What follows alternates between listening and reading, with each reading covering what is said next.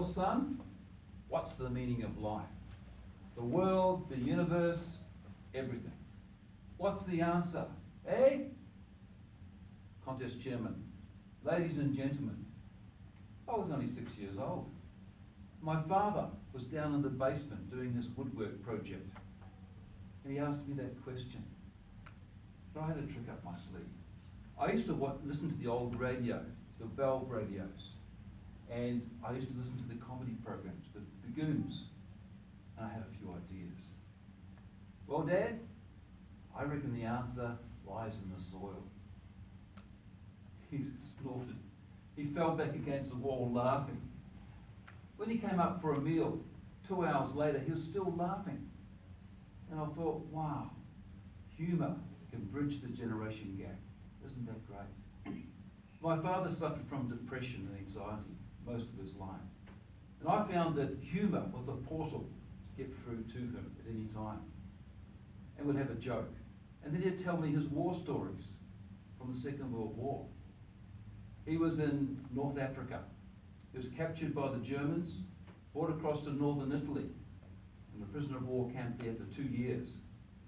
And after that time, the Italians changed sides, and he thought he'd be liberated. But no, the Germans came, took him again, and on a cattle truck, took him right up to Dresden. He was under the bombing of Dresden, and then stayed there till the end of the war.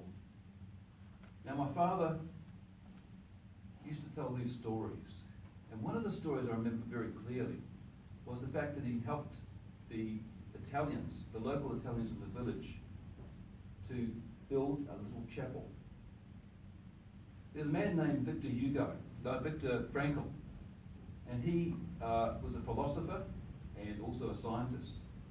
And he was in Auschwitz concentration camp during the war. And one of the quotes from his book's name is Man's Search for Meaning, was this: "You can take every freedom from a man or a woman, but there's one freedom you cannot take. And that freedom is the freedom to choose how to respond." And my father's response in the prisoner of war camp was to help the locals build the local church. Now, I had to get on with my life too, so I studied economics, went to university. But I was very disappointed with what I learned. I learned in economics all the best ways to rip people off, and certainly to create a society that wasn't equal. I learned about all the history of wars and disputes, and I was quite depressed about life in the world. But I remember a quote from Einstein. Einstein was asked at one time, "What will people fight this Third World War with?" He said, "I don't know. But I know that they'll fight the Fourth World War with sticks and stones." That stayed in my mind. But then later on, a really good thing happened. I was an intern in my last year of uni, and I was asked to go to Geneva with a group of refugees and talk in front of the United Nations. I talked to all these people. As soon as I spoke, all these faces turned around to see who it was, from every nationality there is. And there's translations from 10 different languages. And as a result of our work there was important laws put forward to protect women and children in refugee situations. Now I thought to myself, it must be Frankl's idea that is part of the answer to the first question. The first question was, what is the meaning of life? Frankl said you had to do something bigger than what your own personal needs were. And certainly my father did that. I decided to go to Italy after Geneva and see if I could find that little church my father had built. So that's what I did. I went to the town. All I was armed with was an Italian accent on English. I learned that from watching mafia movies. I couldn't get anywhere. I asked for cafes, I asked at churches.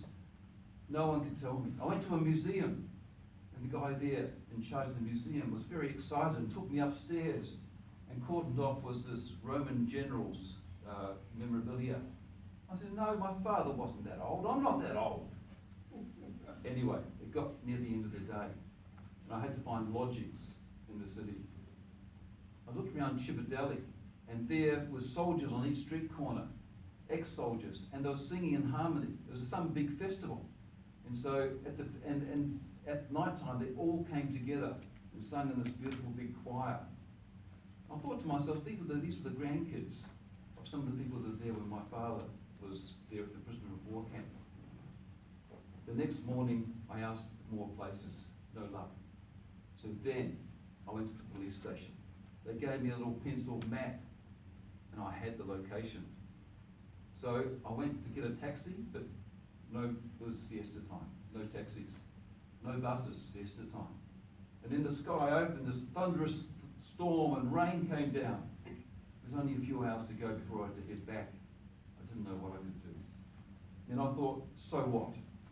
I'll get wet. So I just walked out in the rain. And as I walked out village roads, I saw the Dolomite Mountains. I saw the Swiss Alps behind that.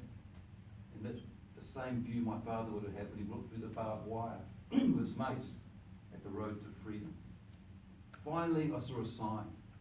It said, Campo 57.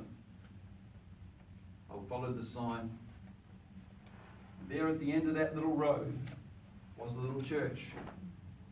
And I looked at it, I wondered which bricks did my father put in there? And then a chill went down the back of my back as I thought, he probably stopped there for smoko with the locals of the town. And probably the young girls came with their picnic baskets and their Italian bread and their tea to offer to them. Probably doing a bit of flirting as well. And I thought, yes, this was the answer. Here was all this devastation my father was in, and his response was to find a project with his supposed enemies and develop something. The students developed something as well, and so did Frankel. To do more than what serves yourself is the answer.